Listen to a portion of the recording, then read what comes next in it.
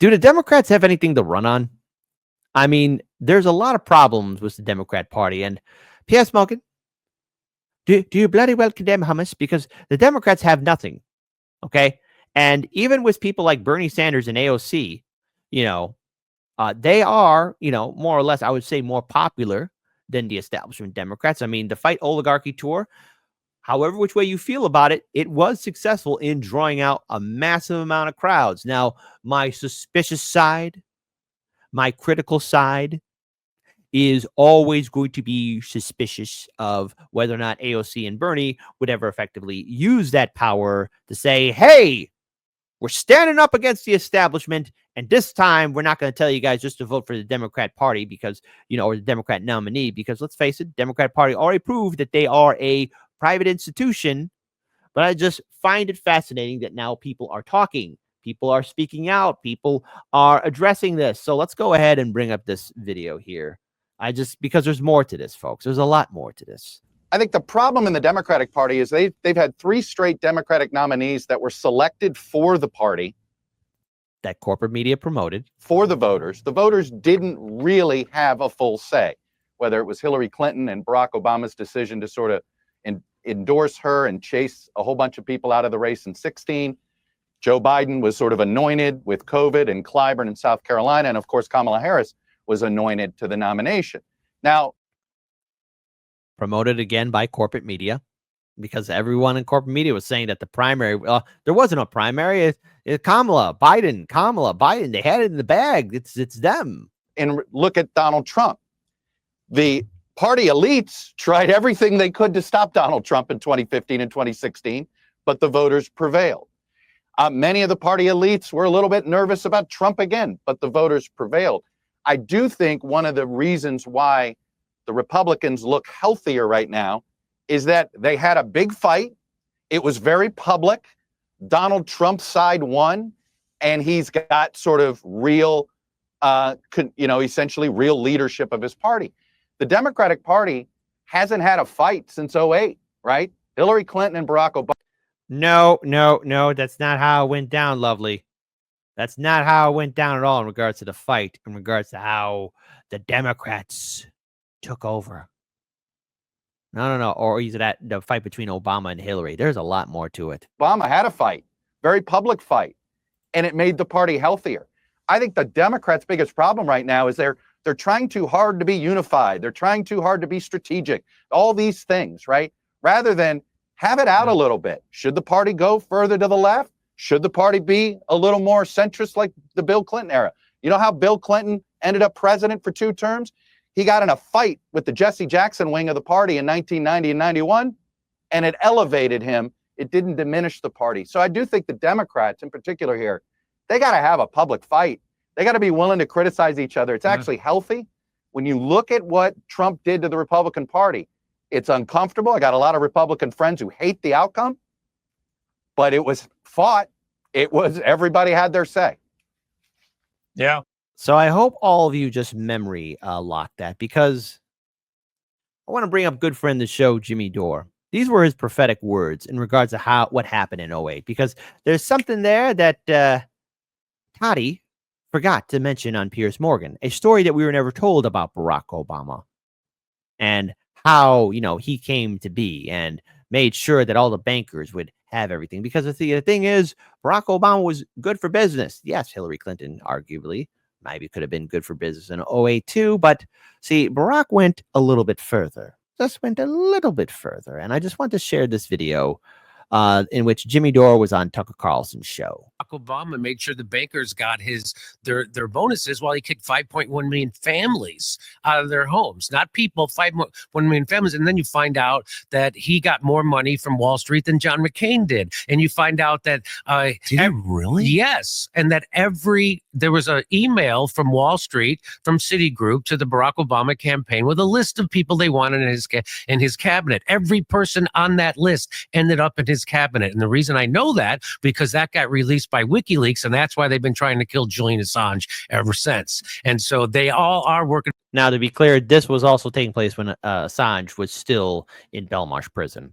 he wasn't a departure from George W. Bush, Barack Obama, just his skin color. He took us from 2 wars to 7. He gave us a right-wing healthcare plan, which came out of the Heritage Foundation, which is the same people I gave you Project 2025. And, he gave us Mitt Romney's healthcare plan. So, and he deported all those. He dropped more bombs than George Bush and nobody noticed. And that's why they wanted to have Kamala Harris. That was their first choice. The donor class was Kamala Harris. They thought we'd have a female Barack Obama. And that's a good face for imperialism, right? Because we have a black woman bombing and stealing resources and doing neoliberal and neocon policies. That's perfect. And that you couldn't get a vote. So then they had to go to their second most reliable person, which was Joe Biden. That's exactly how it worked. I don't know if you remember, but they coronated her on Martha's Vineyard. She's going to be our candidate. And they thought they had the black Barack Obama, but she couldn't get a vote. She has no political talent, right? And so then they forced her on Joe Biden as the vice president. And then, of course, they did a coup, just like Jim Gaffigan said at the L. Smith dinner. They had the debates way earlier than they normally would, so they would give them enough time to install Kamala Harris, and that's exactly what happened. So I don't know how I got off on this tangent, but yes, we know that after Occupy Wall Street and the Tea Party, then the major newspapers, the mentions of racism and white supremacy, people have studied this. I'm not making this up. I'm just quoting studies, and went through the roof. And why is that? That's because, as Chomsky taught us, the newspapers aren't there to inform you. They're to manufacture consent. And one of the great ways to manufacture consent for the establishment is to divide and conquer. It's been there ever since World War II. It's been divide and conquer. And that's exactly what they did. So they got everybody that's what identity politics is. And it's got everybody till you identify with your skin color. It's the opposite of Martin Luther King. It's the opposite of judge someone by the content of their character. And so now everybody's identified with their gender or their sexual preference or their skin color or their ethnicity. And they got us all siloed off and split up. Yep. And that's how it happened. But see, that's the problem with the Democrats, is that their identity is that they are a private institution and they pick who they want, who's going to be good for business. So even though AOC or Bernie are doing this Fight the Oligarchy tour, which, okay, great, fine, keep at it. I'm happy that's happening. Okay, there you go. Is it something that I would rush to be there for? I don't know. I mean, I've heard the speeches before. I've heard the stories before. I've heard everything before. And sometimes, I just get a little tired. Sometimes I just hear things and I'm like, okay, great. But see, when you do leave the party, when you do challenge the party, like people like Jimmy Dore has, or Hardlands Media, or anybody else, you get vilified easily. And I know a lot of people are thinking that, maybe it's AOC's time, or one more time, Bernie, run for office. But you quickly become the bad guy. You do. And I just want to share this video here. More from Piers Morgan. Do you bloody well condemn ad hominem? Yeah, look, we've had this conversation before, but I think it's a valid question to ask you. That given you were feeling all this at the time, why did you carry on so enthusiastically supporting and promoting the Democrats into the election, both Biden and then Kamala Harris? I mean, would you like to apologize for getting all that wrong as well? I have apologized, and I was wrong. I absolutely was wrong. It's so hard to come out of the cult. And 5 years ago, I tried to come out of it, and guess what happened? AOC canceled me. She shamed me, and I remember crying so hard, the blood vessels underneath my eyes broke. Why would you cry? I mean, I get it. But, maybe it's because there's a game of politics and power happening here. But, a party has to deliver. And if they're not delivering, you have nothing to cry about. And they removed me from my treasurer position. So I learned my lesson and I'm not allowed to speak out. And so I stayed quiet for a number of years, but I just couldn't anymore. This party is insane. To this day, they've learned nothing. And that's why the tent keeps shrinking. Yes, the tent does keep shrinking, but they're trying to open it up again. But even then, and a huge shout again to Case Study QB, follow them on all social media. Even CNN, all of corporate media, they're not going to talk about this. They're not going to be really addressing overall what the American people want. And Bernie Sanders and AOC, you missed your opportunity in 2016 through 2020 to really create a real third party. And Bernie Sanders has been packing him in. on this tour. There's a lot of energy there, but he's not a young man. So broadly speaking, what do you think Bernie Sanders represents for the future of the Democratic Party? Well, I think he represents the kind of frontal assault trying to hold our democratic norms in place. He's not going to be running for president, not successfully, but he's trying to hold the line and say, listen, there's a reason America's so rich. Even our poor people are rich compared to poor people anyplace else, because we have a system of government where rich folks don't get a chance to seek in government and wire everything for themselves. Wait, hold on. He's got to repeat that again. Sometimes I get tired. But he's trying to hold the line and say, listen, there's a reason America's so rich. Even our poor people are rich compared to. Our poor people are rich. Did you all get that memo? Hey, poor folk, y'all be rich. I swear I didn't get that memo. I swear I didn't get that memo. Did any one of you get that memo? Van Jones, hey, listen, buddy, when I hear you talk like this is what I hear. I don't know anything about politics. I don't know anything about politics. I don't know anything about politics. Yeah, that's what I hear. Say that again. He's not going to be running for president, not successfully, but he's trying to hold the line and say, listen, there's a reason America's so rich. Even our poor people are rich compared to poor people anyplace else, because we have a system of government where rich folks don't get a chance to seek in government and wire everything for themselves and, send in their friends with laptops. That's not how we do things in America. So, but I think really what you should be looking at is that young woman right next to him, ALC. I think ALC or AOC. Say that again. Looking at is that young woman right next to him, ALC. I think is getting the alley-oop from Bernie Sanders. Bernie Sanders is Scottie Pippen. AOC is going to be Michael Jordan, and she's going to be doing the slam dunk in about 4 years. So, Brad, I think people watching this ask this question as they see you. Why is this man smiling? Brad, why are you smiling? Well, I'll tell you what, if Bernie Sanders and AOC want to travel around the country and become the face of the Democratic Party, as Republicans, we're willing to buy the jet fuel. I'd hope they'd go to every swing congressional district next year. He's a grouchy old socialist, and she's as far left as you can get. So I will, if they're the face of the Democrat Party, Democrats didn't learn anything from losing. Okay, Van, what about that? And what can, in your mind, should Senator Sanders say tonight to Anderson that would appeal to voters who aren't necessarily part of that more progressive wing?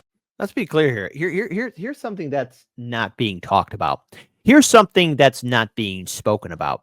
In 2016, I do remember a lot of articles that corporate media never did any follow-up on it, but the Republican voters that liked Trump over Hillary and over Trump. So these Trump supporters who liked Bernie better than Trump or Hillary.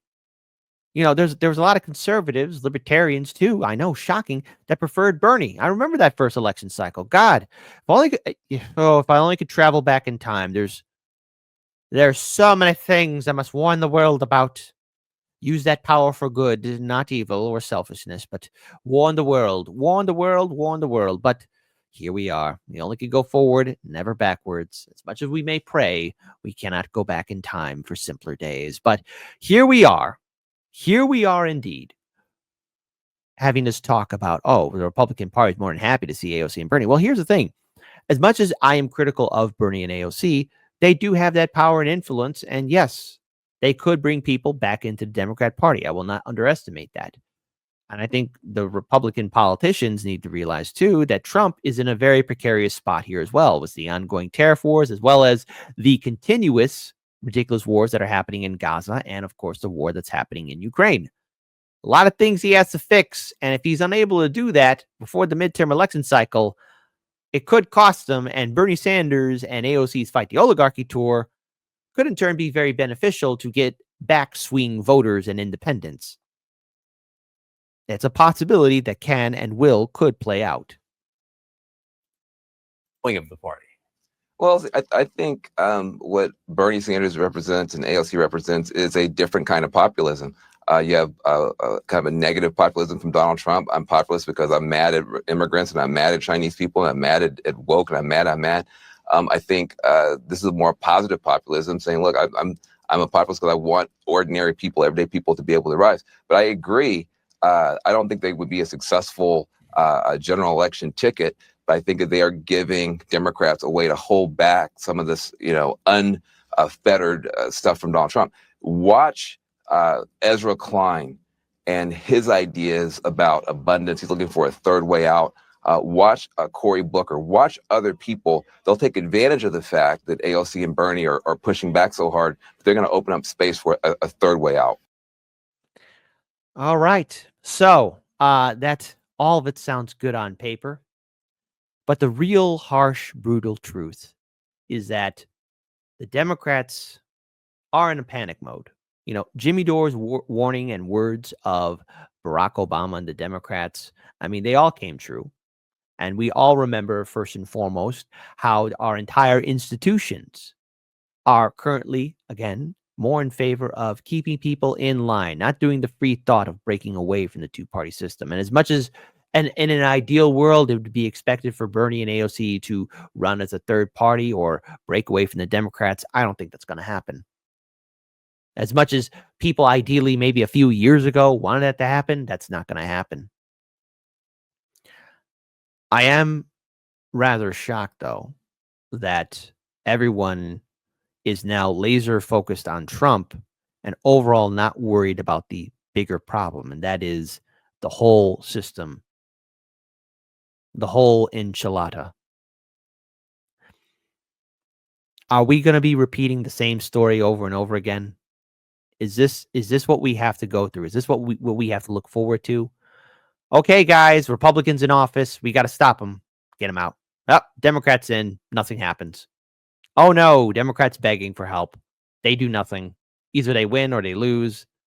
They blame us anyways. Don't do anything. Republicans get into office. Uh-oh, we got to stop them. Eventually, it gets tiresome.